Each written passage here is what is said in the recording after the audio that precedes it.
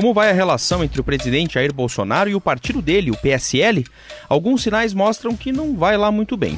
E tem até especulações. Será que vem pela frente o 8º partido da carreira política do presidente? Eu sou o Márcio Miranda e apresento diariamente o podcast 15 Minutos, que traz um resumo e análise de temas importantes do noticiário. O podcast é gravado direto aqui da redação da Gazeta do Povo. E ainda sobre política, hoje a gente fala do futuro da relação entre o governo e o Senado. A principal agenda econômica de Bolsonaro, a reforma da Previdência, vai passar pela apreciação dos senadores nos próximos dias. Pelo menos é essa a previsão e a promessa do presidente Davi Alcolumbre.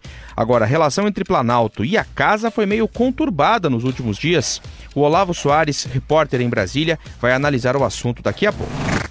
O presidente Jair Bolsonaro tem um currículo político extenso, e com passagem por vários partidos. Olha só, ele já foi do PDC, o extinto Partido Democrata Cristão, depois foi do PPR, o Partido Progressista Reformador, que também não existe mais, aí passou pelo PPB, que virou PP e hoje é o Progressistas, foi ainda do PTB, do PFL, do PSC, até chegar ao PSL, que é o partido pelo qual ele foi eleito presidente da República. Uma verdadeira sopa de letrinhas no currículo político do presidente Bolsonaro. Será que vai acrescentar mais uma legenda aí nesse currículo? Tem alguns sinais recentes que mostram, que a relação do presidente com a atual legenda dele, o PSL, não vai lá muito bem. Eu convidei aqui o Fernando Martins, que é editor de República da Gazeta do Povo, para a gente analisar esse assunto, trazer mais informações.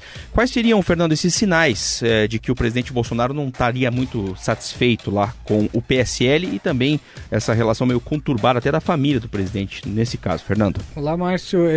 Até só antes de começar a responder, Márcio, eu queria só abrir um parênteses que a gente pode dizer que extraoficialmente ele foi de um outro partido, aí, no Patriota, antes dele ir para o PSL. Ele anunciou que estava no Patriota e era o partido pelo qual ele pretendia disputar a presidência, mas acabou brigando antes de se filiar formalmente, mas ele passou alguns meses dizendo que era do Patriota e oficialmente não fez parte do partido, mas... Foi quase. Mas foi quase. Uma parada aqui na conversa com o Fernando Martins, só para mostrar para você que está ouvindo aqui o 15 Minutos, que o presidente Bolsonaro esteve mesmo muito perto de assinar a filiação ao Partido Patriota. Olha só um vídeo que eu achei, que está no YouTube, lá de novembro de 2017, no qual ele falava sobre a filiação dele no partido e inclusive mencionava que seria o candidato, estava pensando no projeto de candidatura no ano seguinte, 2018, pelo Patriota. Olá, amigos. 23 de novembro, estou aqui na mesa aqui com o Adilson Barroso, presidente do Patriotas. Decisão final. A palavra vale muito mais que um pedaço de papel. Está tudo certo para a nossa filiação em março do ano que vem. E juntos partimos para um projeto de um Brasil diferente. Pois é, a gente sabe que as coisas não aconteceram assim, o presidente acabou indo para o PSL. Vamos retomar então nossa conversa com o Fernando Martins, editor de República aqui da Gazeta do Povo. E na verdade, assim, o atual presidente do Patriota, que já era naquela época o Adilson Barroso, inclusive acaba dizendo que se o Bolsonaro quiser voltar para o partido, tudo bem. Ele nunca deveria ter saído do Patriota. Na verdade, nem entrou oficialmente, mas nunca deveria ter saído. Quer dizer, ele pode voltar a qualquer momento para o partido que ele nem chegou a entrar. Exatamente. Não entrou oficialmente, mas entrou, assim, o jeito brasileiro de fazer as coisas. A gente sabe que o PSL ele é um partido no qual o Bolsonaro entrou basicamente para disputar a eleição à presidência. Ganhou, o partido era um partido pequeno, ficou muito grande e o PSL ele tem várias correntes, embora sejam todos bolsonaristas, ele tem várias correntes e não tem uma unidade, vamos dizer, como o PT, que é um partido que hoje rivaliza com o PSL. Sim. Então, assim, lógico, tem muita divergência interna e o principal problema que vem ocorrendo aí é o posicionamento principalmente da família do Bolsonaro e mais especificamente do senador Flávio Bolsonaro em relação à CPI da Lava Toga, a CPI para investigar possíveis irregularidades no judiciário. O Flávio Bolsonaro vem se demonstrando contra a CPI, trabalhando nos bastidores para que a CPI não saia. O PSL, lógico, é um partido no qual os eleitos chegaram ao Congresso com um discurso anticorrupção e está tendo bastante atrito com relação a isso. As duas senadoras do PSL estão emanadas comigo nessa luta, que é uma luta da dignidade do povo brasileiro. CPI, lava-togas, já! Só que a gente não sabe o que vai acontecer daqui para frente. O que se fala é que muita gente está querendo sair do PSL. Já teve, por exemplo, o Alexandre Frota que saiu. Dessa milícia digital que está instalada no palácio abaixo da sala do presidente Jair Bolsonaro. Mas o que se fala é que tem muito mais gente querendo sair. E por outro lado se fala que também que o próprio Bolsonaro e sua família poderiam sair do PSL. A gente não sabe exatamente o que vai acontecer, mas esse é a conversa de corredor lá em Brasília. Você citou aí o caso do Alexandre Frota, teve também recentemente lá no Senado a juíza Selma, né, senadora, sim. Que lá, também deixou o PSL, fez algumas críticas ao partido e filiou-se ao Podemos, que é a nova grande legenda aí do Senado. De repente esse movimento pode passar a surgir também? A gente vai ter que esperar aí o desenrolar aí até o ano que vem, que é o ano que tem eleições, aí tem o prazo que os políticos têm que se filiar aos partidos, normalmente ali no primeiro semestre. De qualquer forma, assim, tudo pode acontecer nesse caso. A gente já tem uma história que vem de tempos, por exemplo, que por exemplo, a família Bolsonaro queria até construir um partido novo, ou então entrar num novo partido que, por exemplo, falou-se uma época que seria a recriação da UDN, que foi o partido lá de antes da ditadura militar. Sim. Enfim, era o partido à direita daquela época. Inclusive existe uma UDN que é já fundada, mas ainda não oficializada no TSE, que não cumpriu todos aqueles pré-requisitos. Mas realmente ainda está um pouco cedo, mas toda essa conversa está ocorrendo. O que existe de concreto é que o PSL não é um partido unido e coeso e está tendo brigas internas bastante fortes. Inclusive em outros aspectos, por exemplo, a Joyce Hasselmann, que é a líder do governo no Congresso, quer ser candidata a prefeito de São Paulo. Tem muita gente lá de São Paulo, do PSL de São Paulo, que não quer isso.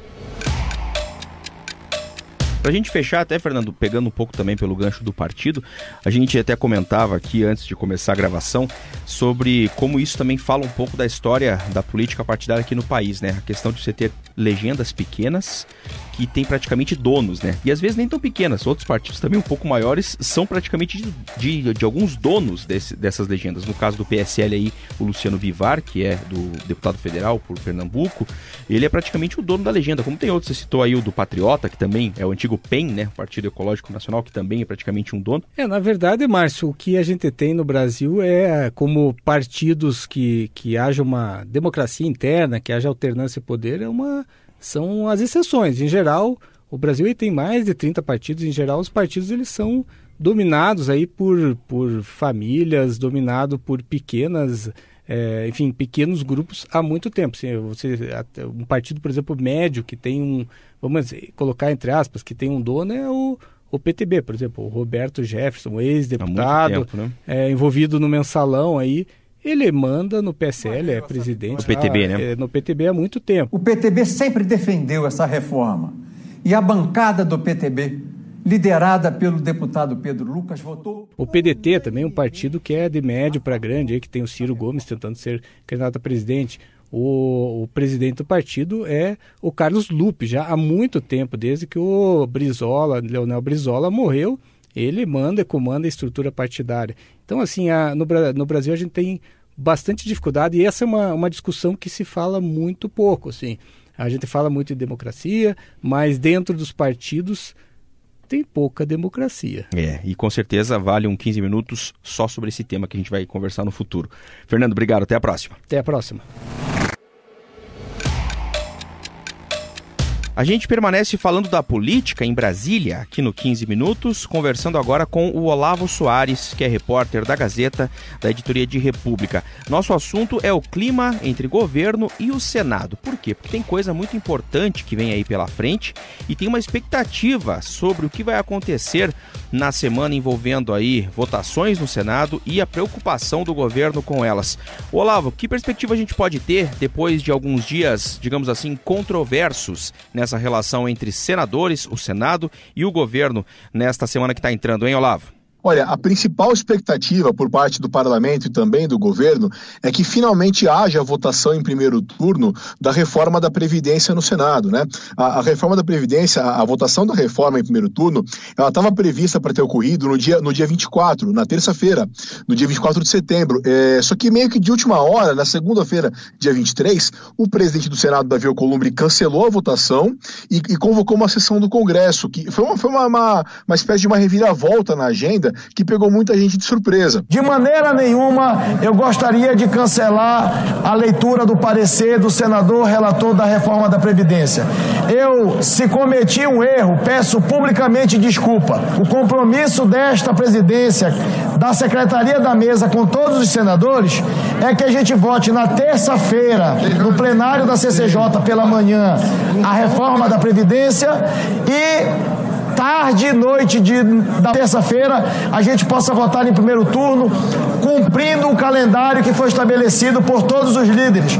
O Davi Alcolumbre, vale ressaltar que ele não é de modo algum opositor à reforma da Previdência, ele defende a reforma, ele pelo contrário, ele tem militado pela reforma, mas ele tomou essa decisão que, como eu disse, surpreendeu muita gente. Então a expectativa geral aqui no parlamento é que finalmente isso seja resolvido e tenhamos a votação de vez da reforma da Previdência, né? Porque a gente sabe que a reforma, para ela ser aprovada, para ela passar a vigorar, ela tem que ser votada em 2 turnos também no Senado. Isso já ocorreu na Câmara, já houve a votação em 2 turnos entre os deputados federais e tem que haver a votação em 2 turnos no Senado.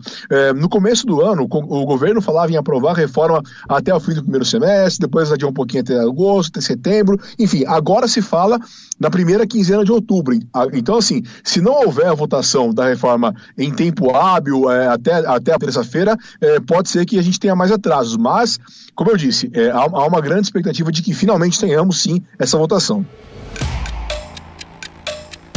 Agora, por que ela não aconteceu, então, lá no dia 24? Por que houve esse adiamento por parte do presidente Davi Alcolumbre na retirada da pauta? Há quem diga, ou pelo menos especulou-se aí, Olavo, que possa ter tido alguma reação aí em relação àquela também controversa operação da Polícia Federal no gabinete do senador Fernando Bezerra Coelho, líder do governo, que gerou a revolta de vários senadores. Teve alguma relação ou não? Olha, exatamente, né? Você colocou muito bem, o que mais se fala é isso, né? A justificativa oficial do presidente Davi Alcolumbre é que existe uma grande pauta, que é uma pauta que tem que ser analisada pelo Congresso Nacional. Para esclarecer rapidinho, o Congresso Nacional, nesse contexto que a gente está se referindo aqui, é quando os senadores e deputados têm que analisar em conjunto alguns temas. E o Congresso é convocado, entre outros assuntos, para falar dos vetos presidenciais, né? Que é quando o presidente da República ele veta trechos ou mesmo uma legislação inteira aprovada pelo parlamento, e aí o Congresso vai deliberar sobre esses vetos. Então a justificativa oficial para que tenha ocorrido essa sessão do Congresso e não a reforma da Previdência foi que havia uma grande pauta de vetos e também a necessidade de se avaliar a lei de diretrizes orçamentárias, que é a lei que regula os gastos federais para o próximo ano. Infelizmente, alguns congressistas não entenderam a importância de votarmos os PLNs, votarmos a LDO. Mas, como você bem colocou, tem sim essa discussão em torno da operação feita no gabinete do senador Fernando Bezerra Coelho, do MDB de Pernambuco, líder do governo no Senado. Foi uma operação muito contestada por governistas, por oposicionistas, uma operação quase que unanimemente criticada, porque teria violado o direito do senador, até porque a suspeita que paira sobre o senador é sobre o período em que ele foi ministro da Integração Nacional do governo de Dilma Rousseff. Então, por essa lógica, seria muito pouco provável que existissem documentos, enfim, provas para condenar o ministro dentro do gabinete dele no Senado. Então, foi muito interpretada essa operação como uma ação política. E aí então, na semana seguinte dessa operação, o Congresso analisa os vetos que o presidente Bolsonaro fez sobre a lei de abuso de autoridade e derruba 18 dos 33 vetos do Bolsonaro. Ou seja, dando uma demonstração de força, agindo contra o que o governo havia determinado. Então, assim, foi esse o ambiente, né? O Davi Alcolumbre mostrou força, mostrou presença, mas não a ponto de contrariar o governo de maneira extrema, não a ponto de dificultar a aprovação do principal projeto econômico, que é a reforma da Previdência. E isso a gente vai ver, então, a prova final nessa semana que está entrando aí, para ver se realmente ela vai ser votada a reforma como está previsto, né? Não a prova final, porque como eu disse, tem a votação em 2 turnos, né? Sim. O início da prova final. A primeira parte do final, 1 de 2, digamos assim, né? Isso. A primeira parte do final devemos ter, sim, agora, e a segunda parte na primeira quinzena de outubro. Tem mais chão pela frente. Olavo, obrigado, até a próxima. Um abraço para todo mundo, até mais. Esse foi mais um 15 Minutos, nosso podcast diário de resumo e análise do noticiário. O 15 Minutos tem a produção da Jennifer Ribeiro e do Vivaldo de Souza Neto, a montagem do Leonardo Bestloff e a edição de conteúdo do Rodrigo Fernandes. Eu sou o Márcio Miranda e agradeço muito a sua companhia. Até mais!